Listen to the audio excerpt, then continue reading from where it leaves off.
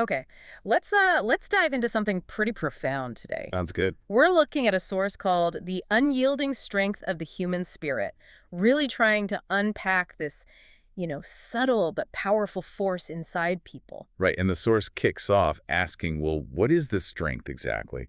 It's often quiet, not always obvious from the outside. But it's there.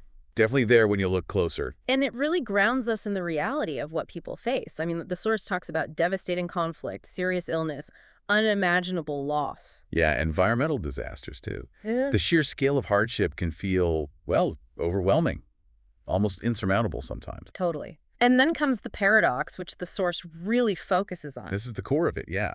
That despite experiences that logically should break people. Right. You'd think that would be the end. Exactly. But humans somehow repeatedly find ways to persevere. They endure.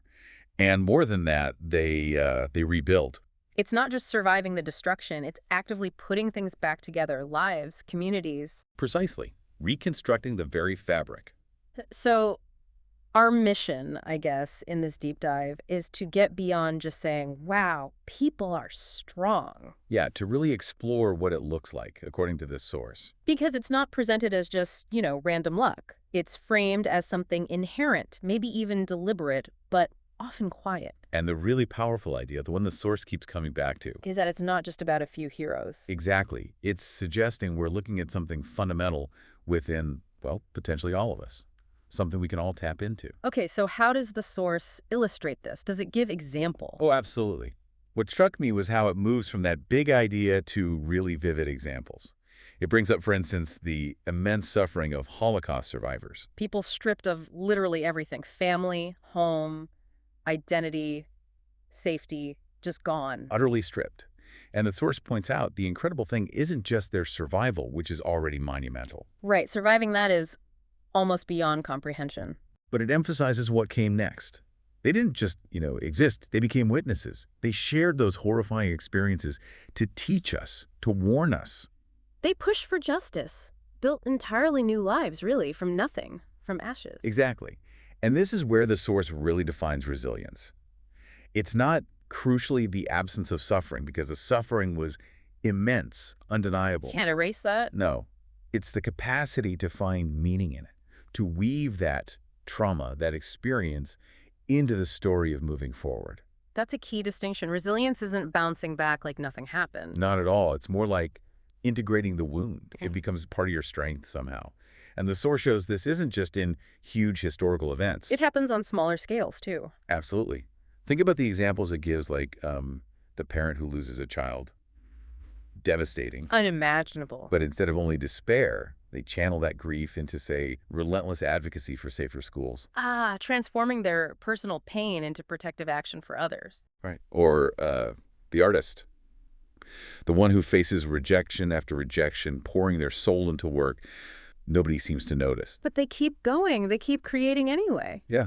It's that quiet internal thing, that refusal to just give up on who they are or what they need to do, even without external applause. Just sheer human will, sticking to its purpose despite everything.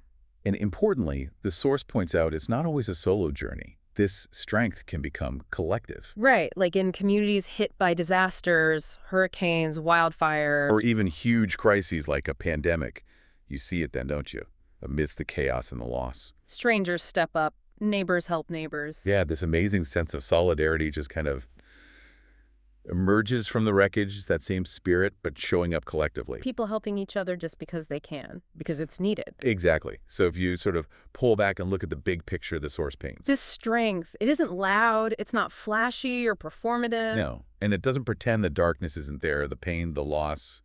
They're real, they're acknowledged. But its power is like a light within that darkness, illuminating the way forward. Perfectly put. There's a phrase in the source, something like, we may get hurt, yet we remain unbroken. I like that. It's not denying the hurt. Not at all. It's affirming that there's this core, something intrinsic that holds together, that finds a way to keep existing, maybe even grow, even after being changed by hardship.